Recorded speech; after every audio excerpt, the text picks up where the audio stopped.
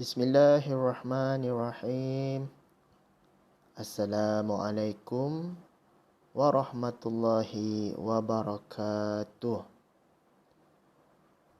This is the recording for our next topic number 9, in our subject Human Resource Management, and the topic today is compensation. So the content of the topic today are mainly derived from the discussion made in Maimunah Aminuddin's book of Human Resource Management in Islamic Perspective. Human Resource Management. And we will talk about Islamic perspective, about compensation as well. Okey, pernah jumpa duit RM1,000 seumur hidup kamu? Sekeping duit RM1,000 seumur hidup kamu, pernah jumpa tak? Saya, I have the chance to see this RM1,000 note while masa kecil dululah. So sekarang tak adalah yang paling besar pun, note 100. Kalau dulu kita ada note 5,000 if I'm not mistaken. So this is the thing that I've been craving for by the employees in any organisation. They work for the sake of getting pay, for the sake of getting salary. So RM1,000 note, you cannot find it anywhere now. Ni terma apa ni? Gaji ibarat siput khinzir. Datang macam siput, pergi macam khinzir. Apa tu? Biasalah ada orang buat terma, dari bank ia datang, kepada bank ia kembali. Duit gaji lah. Nak bayar bill utility, to pay maybe our home rent and so on. So the concept is dari bank kita cucuk duit tu, kepada bank jugalah kita buat bayarannya. Gaji tu macam lambat je nak dapat. Itu dia kata gaji ibarat siput babi.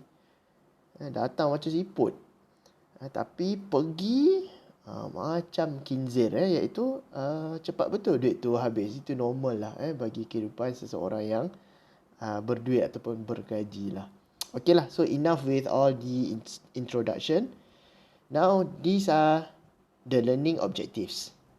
At the end of the chapter, you should be able to explain the components of compensation. And then you should be able to describe the Islamic views related to compensation. And then list the purposes of compensation. And then you should be able to state the factors which influencing compensation in an organisation. And then at the end of the chapter as well, you should be able to discuss about all these things, including the different types of payment structures, including basic pay, benefits and also incentives. Membayar gaji ataupun gaji ini dibayar in accordance to the system structured by any organisation. So it might be related to the differences in terms of the employees will be paid by basic pay, and then they might have some incentives, benefits and so on. And then you should be able to discuss about which systems currently in use in the contemporary circumstance today by any organisation. And then you should be able to discuss about the legal requirements which impact the payment of wages, and then the provisions of the Employment Act 1955 on working hours. And then you should be able to discuss about what is actually overtime working, what is the shift system of working, and then you should be able to discuss and maybe differentiate between alternative work schedules such as flexi time, job sharing, and also part-time work. And then you should know and discuss the advantages of teleworking and working from home. So there are a lot of objectives today. There are a lot of objectives for this particular topic. So I hope that you can concentrate on the explanation of the next slides. Okay, as the introduction, people go to workplace for several reasons, including money. And I think one of the most important reasons, or one of the most craved by any employees to go to the workplace is because of they want to get money lah.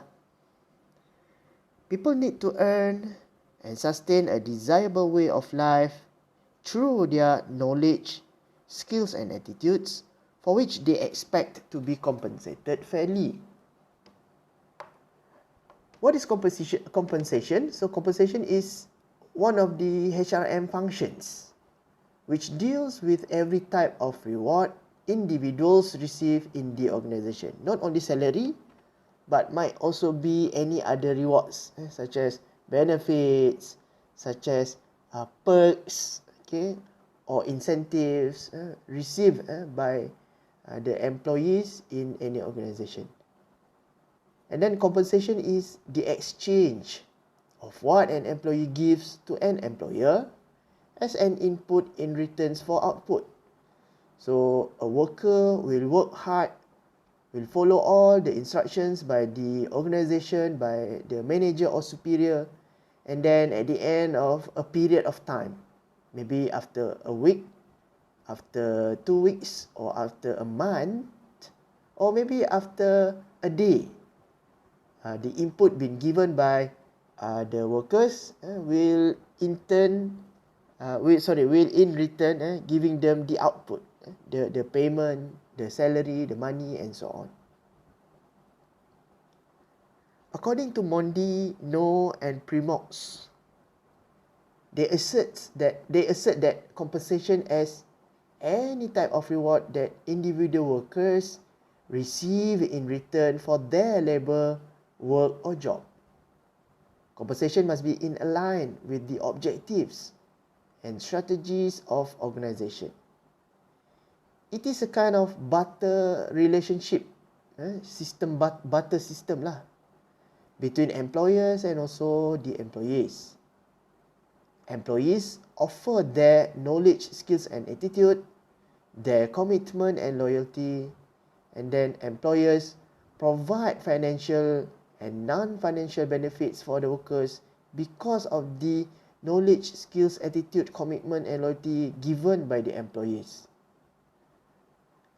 Employers expect employees to carry out their job responsibilities and tasks in a way that highly satisfies the organizational objectives and aims. So this is the conception of getting back whatever been given by the employees, and it's a concept of give and take actually. So both parties actually wins. So main components of compensation can be segregated into two types. The first one is direct financial payment. The employees will get basically the money. So it is represented by wages or salaries, and then incentives, commissions, and also bonuses.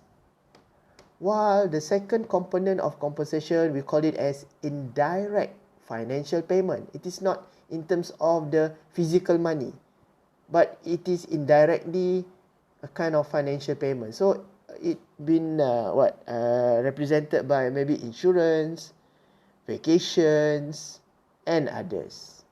Okay, so we have the physical money, we call it as direct financial payment, and also the non-physical money, we call it as indirect financial payment.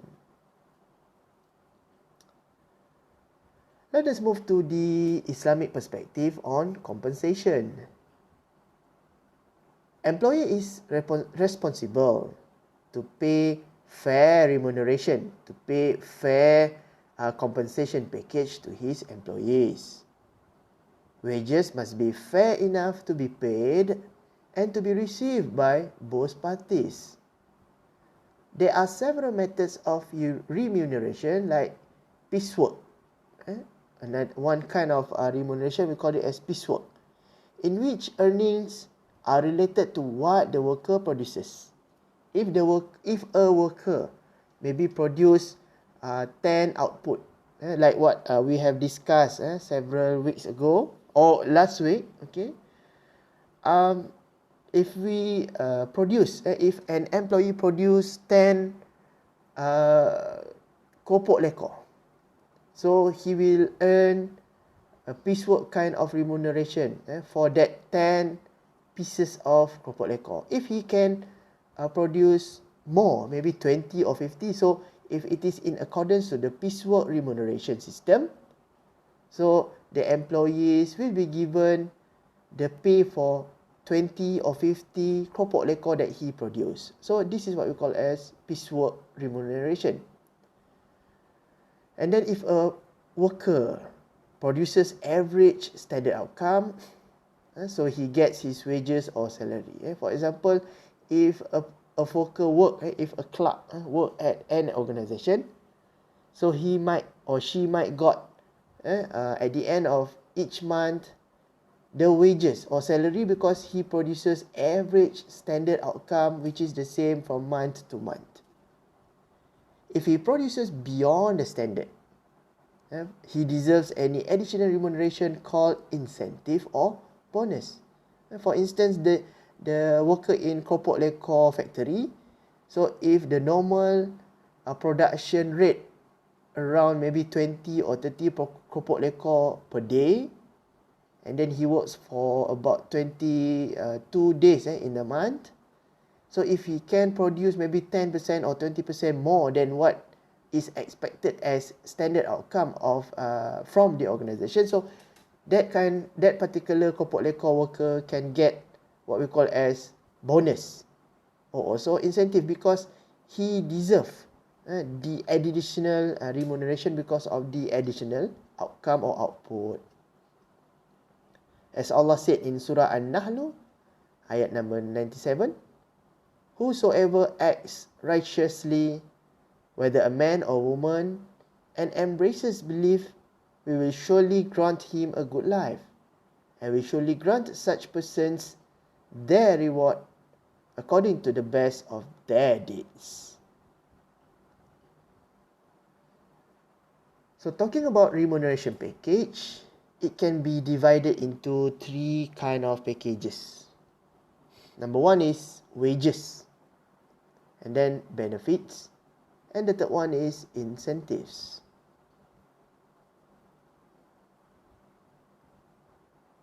So I hope that you can find the meaning of each of these package because wages is solely about the physical money, gaji or salary.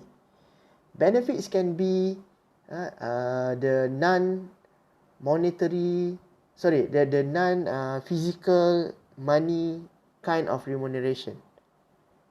But incentives can be both the physical money or the non-physical money remuneration package.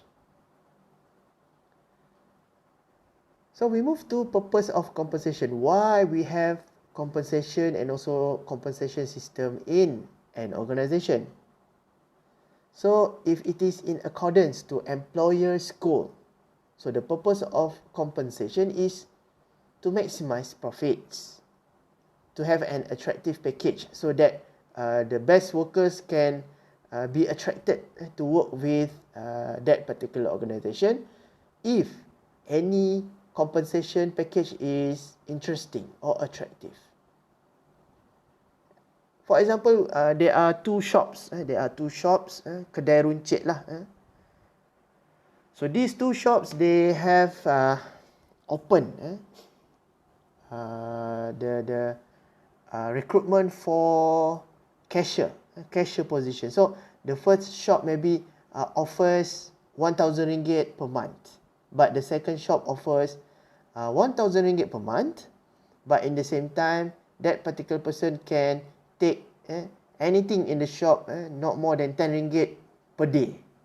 Anything that he can take and bring home from the shop per day. So, which one is more attractive? There might be, the second shop might be a better shop because the cashier will not only get 1,000 ringgit but also an attractive package of compensation to get anything free for 10 ringgit every day. And then to retain the best employees. Maybe if a good employee, he perform well, so to make sure that he will not jump out the organization and then work with any other organization, so we might want to offer better compensation rate for that kind of employee. So that's the meaning of to retain the best employees. And then to have a system simple to administer, to maximize income of the company, and also to have a stable income for the company and also for the workers as well. And then in Islamic point of view, the purpose of compensation is to satisfy the workers' need. To satisfy the workers' needs in terms of just, fair kind of compensation. So if a worker work well, so he want to be satisfied with a good compensation, pay rate, maybe can get bonuses and so on. And then it is also about monetary motivation.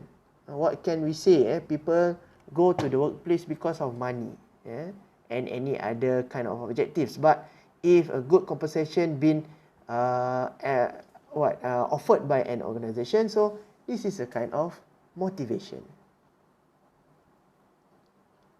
So how to determining compensation? Compensation system that attract, retain, and motivate outstanding individuals into organization can have a significant impact on the realization of organizational goals and also objectives. How employee pay rates are determined is actually influenced by internal and also external factors in the organization. It might be the issue lingering around the organization from outside, like the policy of government, the current circumstances of pay rate among the organization and also the competitors and so on. So if it is about internal factors, it might related to the profits gained by the organization. How big is the operation of the organization, and how far a group of the managers or the owner of the company or organization can pay their workers salary and also provide good compensation package. So these factors must be viewed and catered carefully by the organization when designing a compensation system. So these are among the factors affecting compensation, like what I told you just now, the internal and also external factors. So if it is the internal factors, other than what I told you just now, it might related to the compensation policy of organization, employers' ability to pay, and then the company profitability, the importance of the job or the worth of the job, selection policy, and also employment conditions. While the external factors might be related to the current labour market, the economic conditions in any country, the regulations and rules governed by the government, and then maybe the factor of cost of living. If a company operates from a big city compared to a company that operates from maybe from a remote place like in kampong, village and so on. So cost of living is actually different. So this is one of the impeding factor for compensation system in an organization. And then the union of the workers, collective bargaining, also legal requirements. And then factors affecting individual employees' wages might be related to seniority. How long you have worked with an organization will affect how high is your wages actually. And then the other factors are degree of skill and experience. For example, if you work as a lecturer, so if you have a higher degree compared to maybe your diploma or bachelor degree, you will get a better kind of wage. And then experience as well. If you maybe apply for a job in any organization, they might also require you to show your experience. And maybe you have worked for several years in any other organization with the same kind of work. Alright, so this experience will add in the value in your wages level. And then increase in the cost of living. Maybe cost of living will also affecting the level of wage maybe will be get by any workers. And also performance. If a person works well, showing good performance, he might get an increment in his salary.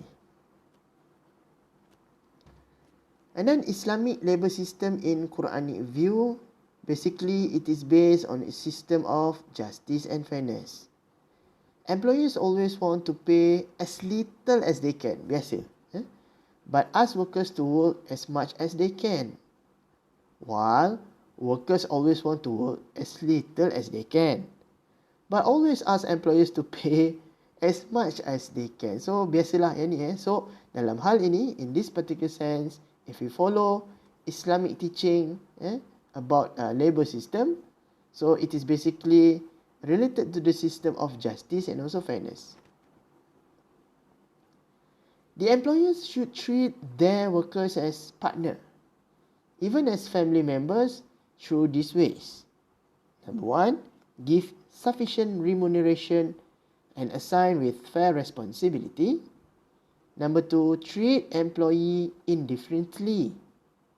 And number three, the absolute knowledge without any argument of the contracted usufruct is also required. Apa itu usufruct? So it is the right to the use and enjoyment of another's property and its profits. Okay?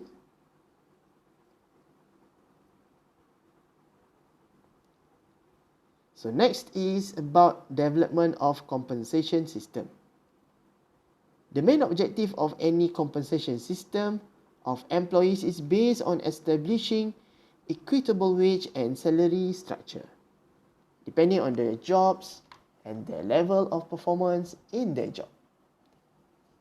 Human resource specialists, HR managers, and other managers must work closely to make sure the success of the compensation system and conducting job evaluation and also pay survey.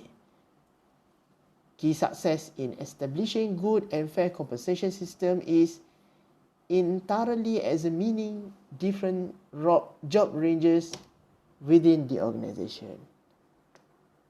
So according to Beers and Rue, establishing pay ranges involves two basic phases. Number one, the first phase, determining the relative worth of the different jobs to the organization. So this is about ensuring internal equality. And number two, pricing the different jobs, ensuring external equity. For determining relative worth of the job to the organization, human resource experts use job evaluation as the primary source. Whereas to agree on pricing jobs, external wage survey must be conducted. So to do or to understand or to run this development of compensation systems, according to scholars, there are two stages. There are two process, okay, in this particular development or developing a compensation system. Number one, we do the job evaluation, and number two, we do the wage and salary surveys. So job evaluation can be done through those four system, okay, while wage and salary surveys will follow. So we move to the first task or to the first process, which is job evaluation. So job evaluation is a formal process by which the relative worth of various jobs in the organization is determined for pay purposes. So it is a systematic process of determining the relative worth of jobs in order to establish which jobs should be paid more than others within an organization. The evaluation of job provides the means of assessing jobs to make an equal value decision. It aids management in comparing relative significance and contribution of jobs to the organizational success. So, how to do this job evaluation? According to scholars, the first alternative is by doing job ranking system. This is the simplest, oldest and least frequently used method in evaluation. How to do the job ranking system? Evaluator ranks relative importance of job from simplest to hardest or to the most challenging one. This is actually suitable for small companies, but there is no guarantee of accuracy. Okay, we do ranking. We look into the matters related to each of the rank of employees. Okay, and then we rank importance of job from simplest to hardest. And then the next system is job classification, so commonly known as grading system.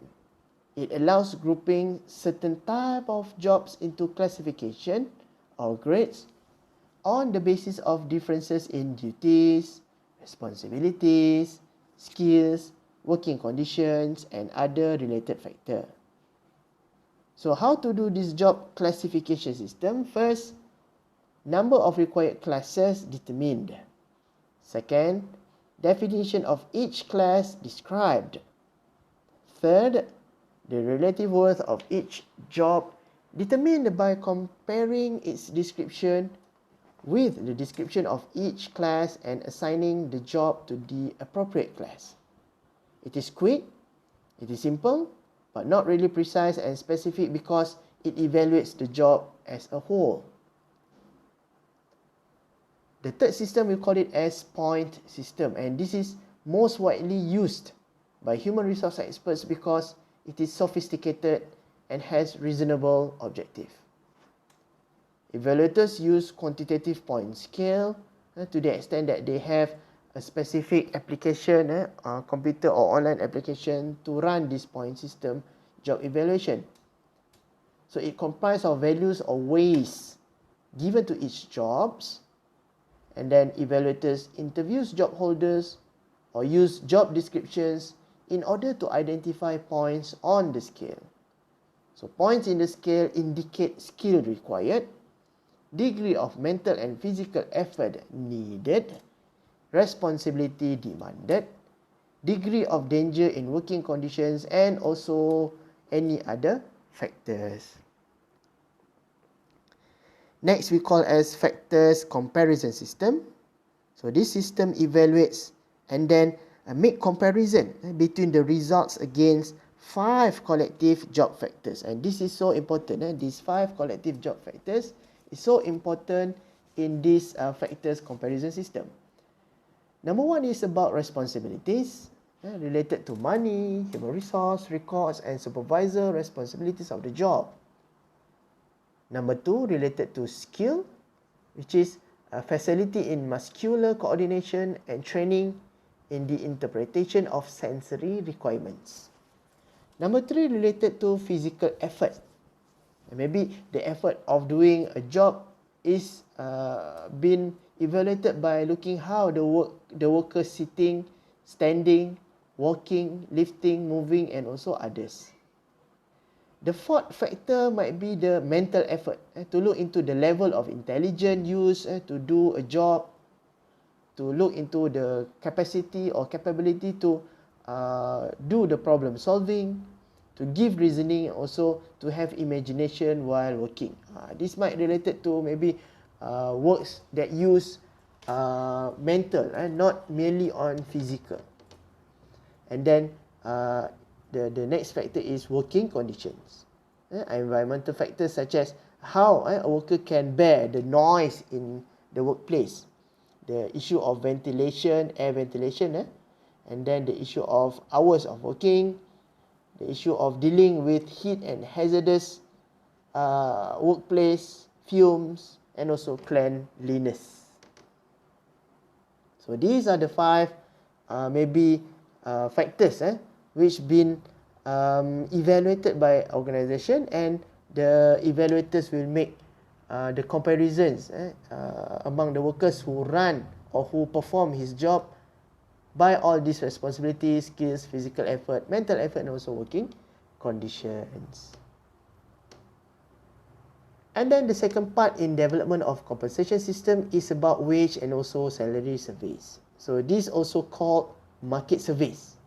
Okay, market surveys, because it's try to gather information on compensation policies and also practices of other selected organizations, and maybe the competitors who also run the same business with our organization, or the organizations in what we call as similar industry. So this is to let the employee to agree to the compensation system developed in the organization, which equals or maybe better than other organizations or other competitors. Okay, we move to the next topic of wage systems. So what is wage systems? It is maybe a kind of time-related system, paid by the day, paid by a week, fortnight. Fortnight means 2 weeks, once in 2 weeks, right? The months, or maybe pay annually. It might also, it also a kind of piecework or payment by results, and it's also a kind of combination. So this is the categories of wage systems. So this is the example of piecework or payment by result. Okay, maybe you can pick a bunch, a plastic, okay, of apple. So you will be paid maybe 40 cent to 70 cent Australian dollar. This is the experience that maybe I have when I was in Melbourne. Some of my friends, they work as fruit pickers. So if they can pick maybe an amount of apples, so they will get 40 cent to 70 cent per plastic or per bunch of the apples. And then talking about legislation relevant to remuneration or wages, right? So in our country, we always look into how the organization follow and not being ignorant towards the Employment Act, towards the Sabah and Sarawak Labour Ordinance, and also the National Wages Consultative Council Act, so that they will make sure, or the government can make sure the organisation will pay their remuneration, wages and so on, compensation for their workers fairly and following the law and regulation. So talking about legislation relevant to remuneration, so in those acts, ordinance, okay, list out or giving the guidance on the frequency of wage payment, timing when the organisation needs to pay the workers, right? And then mode of payment may be selected by the organisation and others. And then talking about minimum wages, as of 1st January 2014, about 7 years ago, the minimum wage in Peninsular Malaysia for any kind of job is RM900 per month. Okay, the minimum wage in Sabah and Sarawak is RM800 per month. So when we talk about the minimum wages, nowadays, after 7 years in 2001, we might want to ask ourselves, is the minimum wage of RM1,000 or RM9,000 or RM800 adequate with the needs, with the current circumstance, with the current economic issues, ups and downs? Is it enough to get the minimum wage of RM1,000 to RM800? And then we ask ourselves, how often should the minimum wage be revised by organisation? Maybe once in 2 years, once in 5 years. Should the minimum wage be the same throughout the country? What is the likely impact of the minimum wage on employers, on employees, and also the country? And then talking about working hours. So in our country, and it might be the same with most of the other countries as well, alright? Restrictions on working hours established by the law and regulation for each of the countries. So in our country, we refer it through the Employment Act and also the Sabah and Sarawak Law Ordinance. So in Malaysia, no employee shall be required under his contract to work more than 8 hours per day or more than 48 hours per week or more than 5 consecutive hours without a 30 minutes break. So if a worker been asked to work for 5 hours per day, they must be given 30 minutes break before they can continue their task and job. And then employees within the scope of the Employment Act in Peninsular Malaysia and also Sabah and Sarawak Law Ordinance are entitled to these conditions in working hours. They must have 1 rest day per week, maybe on Sundays. And then they must be given minimum public holidays. For example, in Employment Act, in a year, they should have 10 minimum public holidays, such as Hari Raya Puasa, Christmas, Deepavali, Hari Wesak, Hari Kebangsaan, Hari Malaysia, and so on. But can you maybe count how many public holidays that we have actually for a particular year? Itu tak masuk lagi public holiday berkaitan dengan negeri dan sebagainya. And then in Sabah and Sarawak also, alright, they must be given a minimum public holidays of 14 days in Sabah and 16 days in Sarawak. Why it's different here? Maybe because in Sabah and Sarawak, they have a lot of other ethnicities other than Malay, Chinese and Indians. So they have their own festivities. So the organisation need to give the public holiday because of this celebration. And then talking about overtime work. What is overtime work? Overtime work is work, any kind of task, any kind of work done outside the normal hours of work. For example, if a worker is working 8 hours per day, so if the organisation require him or her to work more than 8 hours, so it means that this is the concept of overtime work. So overtime work in Malaysia is permitted up to a maximum of 104 hours per month. So overtime work cannot be made compulsory. Tak boleh wajibkan pekerja untuk overtime. Except in certain circumstances and in certain industries, especially the essential services. Overtime work must be paid at premium rates. So monthly rated workers are entitled to 1.5 times their hourly rate of pay when they work overtime hours. For example, if a worker been paid 10 ringgit per hour in a month, rate dia macam tu lah, 10 ringgit per hour. So if a worker works for 8 hours daily, so every day he could earn 80 ringgit per day. So if it is time 20 days per month, so maybe the salary is 1,600 ringgit. Alright. So in this particular sense, if the worker works overtime, so each of the hour he work in OT or overtime, so he can earn 1.5 times their hourly rate lah. So just now we said that the hourly rate is 10 ringgit. So 1.5 means every overtime they will get 15 ringgit. Okay, 15 ringgit.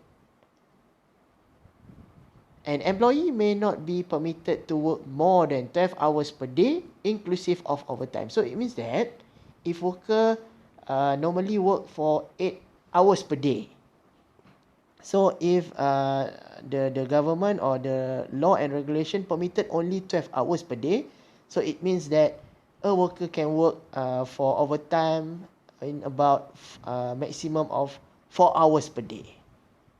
Okay, 4 hours per day of overtime plus 8 hours means 12 hours per day. Okay,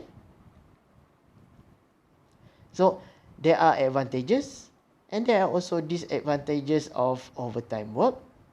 So advantages of overtime work can be production or service levels will increase without the needs of hiring any extra workers. For example, if a factory of factory of kopok lekor, normally they need to produce 1,000 kopok lekor per week, but because there is a needs to produce maybe 2,000 per week because a group of customers they want to buy more for that particular week, so the factory can ask the worker to work overtime to produce more than 1,000 per month, to attain the number of kopok lekor required by the customers. So this is the advantage lah, iaitu production or service levels increase, but in the same time the company doesn't need to hire extra workers for that. And then it provides opportunity for workers to increase their income because they work overtime. They will be paid 1.5 times the hourly rate.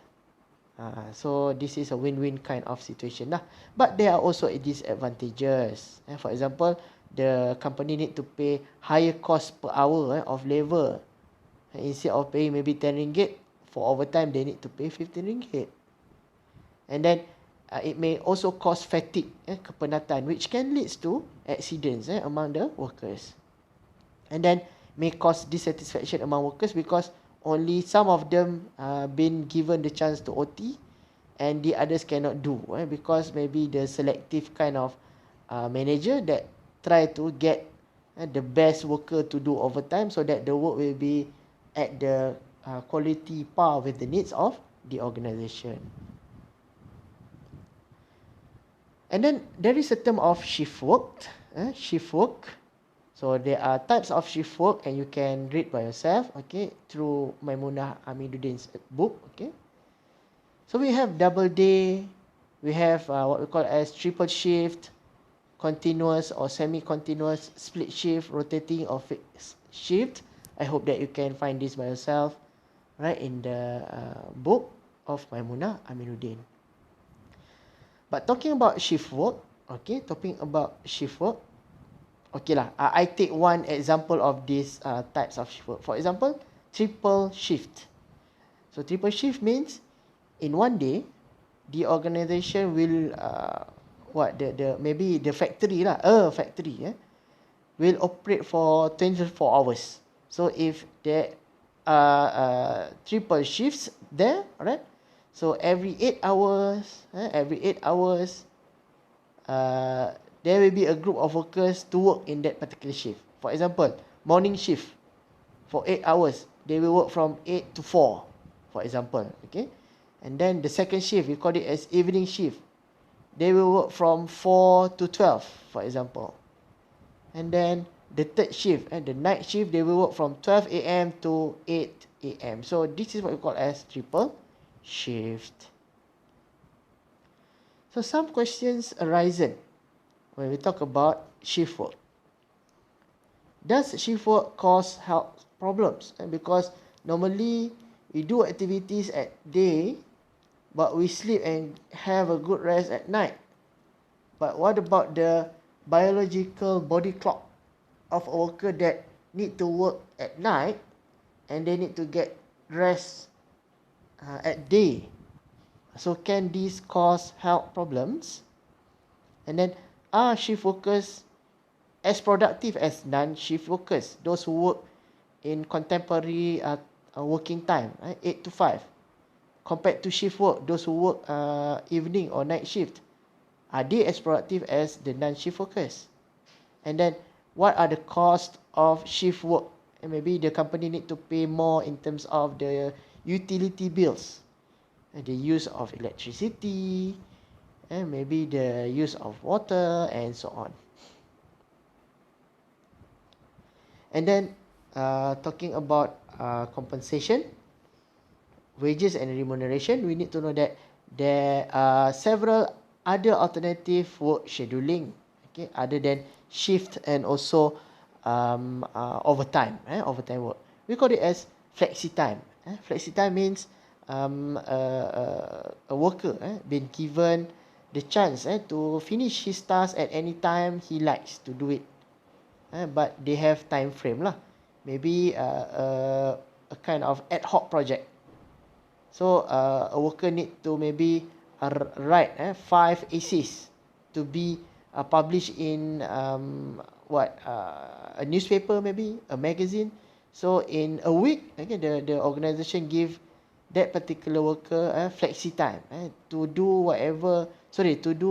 in whatever time he likes, okay, as long as he meet the requirement of 5 articles, 5 essays to be published in a week.